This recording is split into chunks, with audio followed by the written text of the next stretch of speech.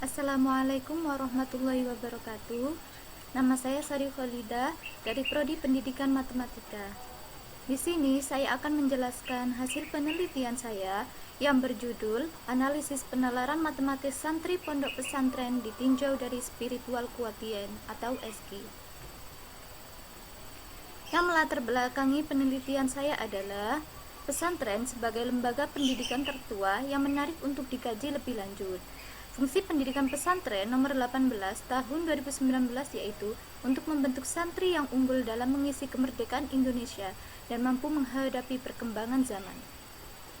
Nah, kemudian pentingnya pelajaran matematika untuk mendukung fungsi pendidikan pesantren. Banyak cabang-cabang matematika yang dimanfaatkan oleh disiplin ilmu lain sehingga matematika bisa disebut sebagai ratunya ilmu pengetahuan. Marwan 2015. Nah, karena pentingnya matematika, NCTM juga menetapkan 5 standar kemampuan matematika. Ada 5 yaitu kemampuan pemecahan masalah, komunikasi, koneksi, penalaran, dan representasi. Salah satunya yaitu kemampuan penalaran. Kemampuan penalaran penting dalam pembelajaran matematika, karena siswa dituntut tidak hanya menghafal materi, tapi juga harus menggunakan daya nalarnya untuk menyelesaikan soal matematika. Atriana 2018. Penalaran matematika membutuhkan daya kecerdasan yang tinggi. Penalaran matematika yang mencakup kemampuan untuk berpikir secara logis dan sistematis merupakan ranah kognitif matematik yang paling tinggi, sehingga dibutuhkan daya kecerdasan yang tinggi. Kusnandi 2018. Kecerdasan tertinggi dalam diri kita adalah kecerdasan spiritual, yaitu menurut Rus'an 2013. Latar belakang tadi kemudian memunculkan sebuah tujuan dari penelitian saya, yaitu untuk mendeskripsikan penalaran matematis santri pondok pesantren yang memiliki SQ sedang dan untuk mendeskripsikan penalaran matematis santri pondok pesantren yang memiliki SQ tinggi. Batasan masalah pada penelitian ini adalah untuk mendeskripsikan penalaran matematis pada santri pondok pesantren Al-Karimi Tabung yang bersekolah di MA Al-Karimi kelas 11 IPA 2 tahun pelajaran 2019-2020. Kajian pustaka ini ada beberapa definisi. Yang pertama, penalaran matematis. Penalaran matematis adalah kemampuan berpikir logis dalam menyelesaikan masalah matematika dengan melakukan manipulasi matematika, memberikan alasan atau bukti terhadap kebenaran solusi, menarik kesimpulan, dan memeriksa kebenaran jawaban. Yang kedua yaitu spiritual quotient atau SQ. Spiritual quotient adalah kemampuan untuk memberi makna ibadah pada setiap hal yang dilakukan, sehingga hal-hal yang dilakukan berdasarkan keikhlasan, tawakal, rendah hati, tanggung jawab, holistik, dan fleksibel. Yang ketiga yaitu pondok pesantren. Pondok pesantren dalam penelitian ini didefinisikan sebagai lembaga pendidikan yang memiliki kekhasan tersendiri, yaitu penanaman karakter sesuai dengan syariat Islam dan sebagai lembaga yang menyediakan kegiatan pembelajaran dalam bentuk pendidikan umum. Yang selanjutnya adalah indikator penalaran matematis dalam penelitian ini. Ada 4 indikator, yaitu yang pertama, melakukan manipulasi matematika. Keterangannya, siswa dapat menemukan hubungan antara fakta, konsep, dan prinsip untuk menyelesaikan suatu masalah matematika. Indikator yang kedua yaitu memberikan alasan atau bukti terhadap kebenaran solusi. Siswa dapat memberikan alasan atau bukti terhadap kebenaran solusi. Indikator yang ketiga yaitu menarik kesimpulan. Siswa dapat memberikan kesimpulan yang benar. Dan yang terakhir yaitu memeriksa kesahihan argumen. Itu siswa memeriksa kembali jawaban menggunakan cara lain sehingga diperoleh jawaban yang benar. Berikutnya yaitu indikator spiritual quotient. Ada 6 indikator. Yang pertama, kemampuan bersifat fleksibel, yaitu kemampuan yang dapat secara mudah beradaptasi di lingkungan sekitar. Yang kedua yaitu kemampuan untuk menghadapi dan memanfaatkan penderitaan. Yang ketiga yaitu kualitas hidup yang diilhami oleh kualitas visi dan nilai. Yang keempat yaitu kepemimpinan yang penuh pengabdian dan tanggung jawab. Yang kelima yaitu berpikiran holistik dan mencari jawaban-jawaban yang mendasar. Dan yang terakhir, tidak mau menyebabkan kerugian. Metodologi penelitian. Jenis penelitian ini adalah penelitian deskriptif dengan pendekatan kualitatif. Waktu dan tempatnya yaitu pada bulan April, Mei, Juni di Ponpes Al-Karimi dan juga dilakukan secara daring atau dalam jaringan. Subjek penelitian ini yaitu siswa kelas 11 IPA 2 MA Al-Karimi Tebung yang bermukim di pondok pesantren yang berjumlah 14 siswa. Teknik pengumpulan data yang digunakan yaitu ada angket spiritual quotient, tes penalaran matematis atau TPM, dan juga wawancara. Instrumen penelitiannya yaitu yang pertama peneliti sendiri yaitu sebagai instrumen utama.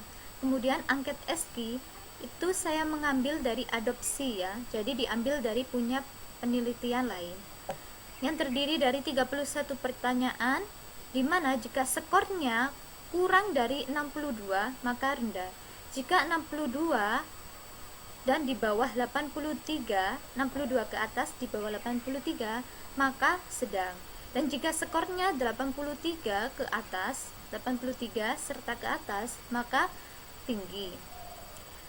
Kemudian instrumen yang ketiga yaitu lembar TPM, terdiri dari satu soal penyelesaian masalah yang berkaitan dengan materi baris dan deret. Dan yang terakhir yaitu pedoman wawancara. Digunakan untuk mengetahui lebih jelas mengenai penalaran matematis santri dan ST santri. Pedoman wawancaranya ini bersifat semi terstruktur, jadi tidak ikut pedoman wawancara secara langsung dan bisa berubah sesuai dengan jawaban subjek.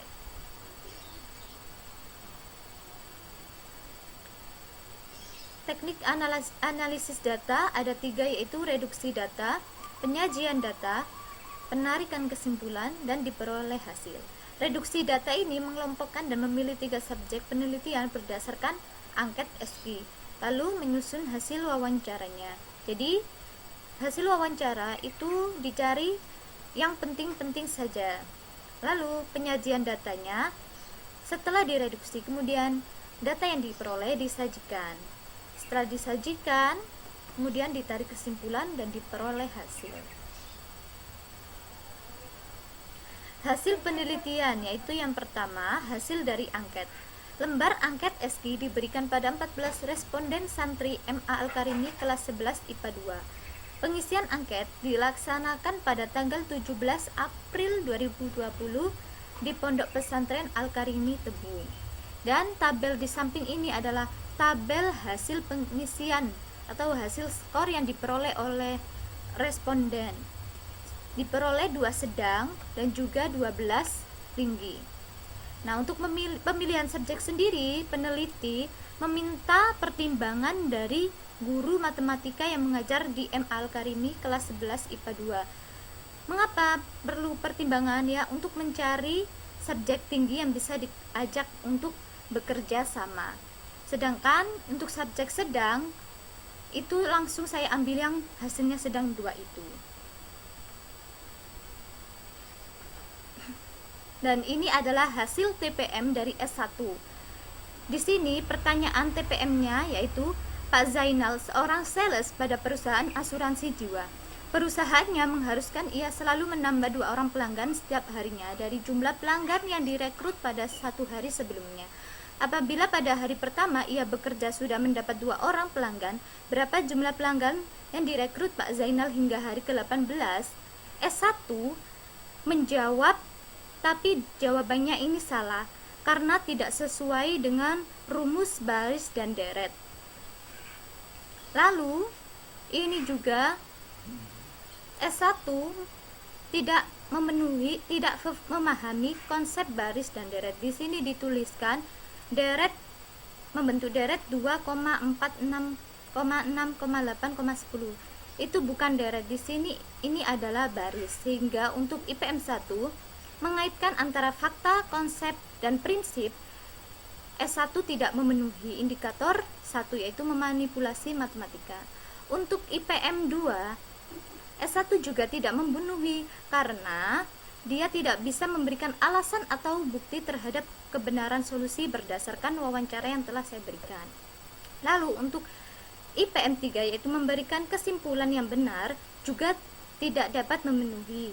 Lalu yang terakhir yaitu indikator terakhir, memberikan jawaban yang lain untuk memeriksa kesahihan argumen. Nah, di sini S1 tidak memberikan cara lain, sehingga S1 tidak memenuhi semua indikator penalaran matematis. Selanjutnya yaitu hasil TPM S2. Di sini S2 menggunakan rumus mencari suku dari baris ke-18, yaitu ini. Jadi jawaban S2 ini rumusnya yaitu salah. Seharusnya kan menggunakan rumus deret. Namun rumusnya ini sudah benar. Mengapa? Karena rumus baris adalah A plus N min 1 dikalikan B. Jadi untuk memanipulasi matematika, dia sudah bisa menghubungkan antara fakta dan prinsip. Namun, untuk indikator yang kedua, yaitu memberikan alasan atau bukti terhadap kebenaran solusi, S2 masih belum bisa memberikan alasan atau bukti berdasarkan hasil wawancara. Lalu, untuk yang ketiga, memberikan kesimpulan yang benar, S2 juga belum bisa memenuhi. Karena di sini adalah baris ya, rumus baris. Padahal yang ditanyakan adalah jumlah pelanggan ke-18 atau jumlah baris yaitu deret. Dan untuk yang terakhir yaitu memberikan cara lain untuk memeriksa argumen, S2 juga tidak memberikan cara lain.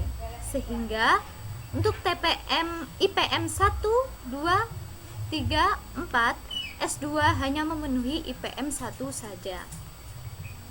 Selanjutnya yaitu untuk hasil TPM dari S3. Untuk IPM 1, S3 sudah mampu memberikan atau menghubungkan antara fakta, konsep, dan prinsip.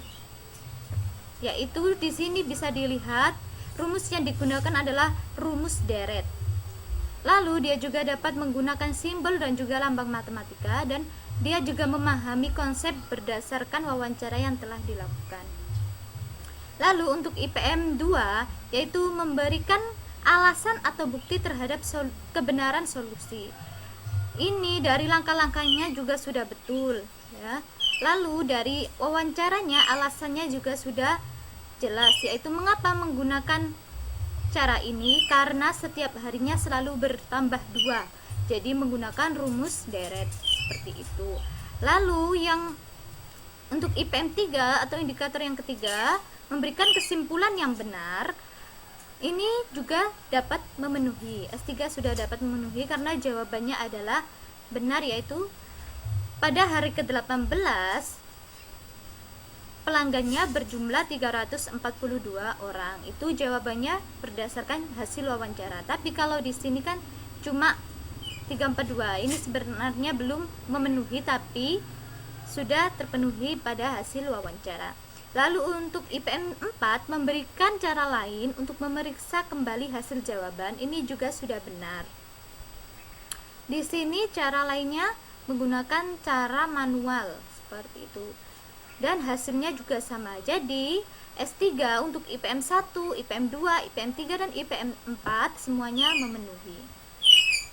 Selanjutnya yaitu hasil TPM dari S4. Dan ini S4 juga memenuhi semua. S4 lebih detail juga, yang ditanyakan ditulis, lalu untuk kesimpulannya juga ditulis. IPM 1 memenuhi, lalu IPM 2 memberikan alasan atau bukti juga memenuhi, memberikan kesimpulan dengan jawaban yang benar juga memenuhi, dan memberikan cara lain juga memenuhi.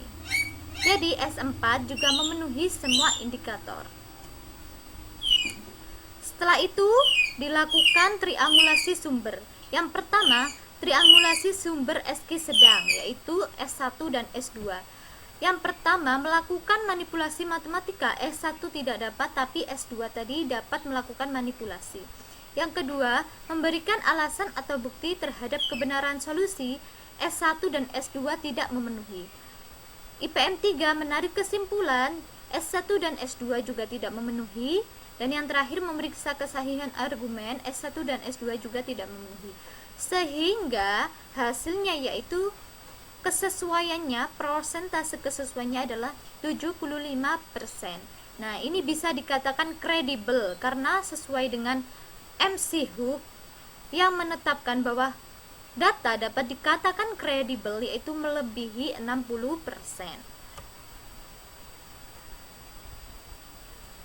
Lalu, untuk hasil triangulasi sumber SQ tinggi yaitu S3 dan S4, IPM 1 memenuhi kedua-duanya, IPM 2 juga memenuhi kedua-duanya, IPM 3, S3 dan juga S4 juga memenuhi, IPM 4, S3 dan S4 juga memenuhi. Sehingga hasil persentase kesesuaiannya adalah 100% dan ini juga kredibel. Kesimpulan dari hasil penelitian saya adalah santri yang memiliki SQ sedang hanya memenuhi satu indikator penalaran matematis, yaitu melakukan manipulasi matematika. Karena santri tidak memahami konsep baris dan deret dan hanya menjawab seadanya. Lalu, santri yang memiliki SQ tinggi mampu memenuhi semua indikator penalaran matematis, yaitu dapat melakukan manipulasi matematika, dapat memberikan alasan atau bukti secara jelas, dapat memberikan kesimpulan yang benar, dan memeriksa kembali hasil jawaban dengan menggunakan cara lain. Terima kasih. Silakan berikan saran dan juga komentar dan juga pertanyaan untuk hasil penelitian saya sesuai dengan Google Classroom yang telah disediakan. Terima kasih.